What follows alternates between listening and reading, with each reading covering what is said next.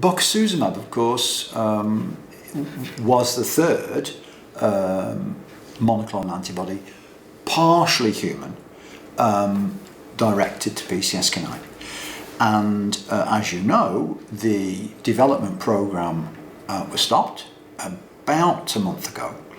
And the reasons for that essentially were that with time, an increased titer of neutralizing antibodies to that partially human antibody were detected, and in addition there was a progressive loss of efficacy.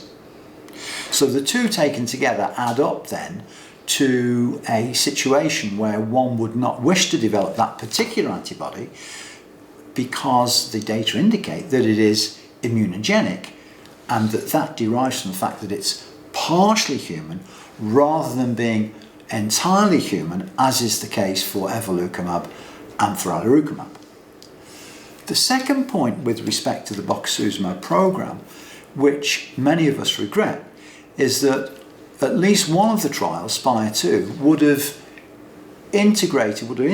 recruited patients at very high and high risk whose baseline LDL cholesterol was superior to 100 milligrams per deciliter, so superior to 2.5 millimolar.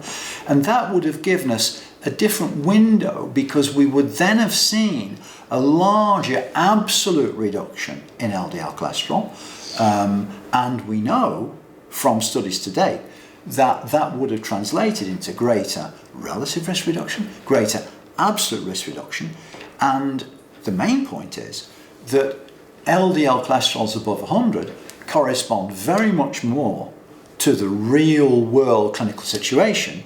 And I would think that it's very rare in this day and age that an individual, even at very high risk with an LDL of 70 or even 60, that it would be cost effective to really introduce a PCSK9 inhibitor on top of maximally tolerated lipid lowering therapy at that point. So we really do need to have future studies which are more relevant to the real world situation, to those LDL levels that are well above 100.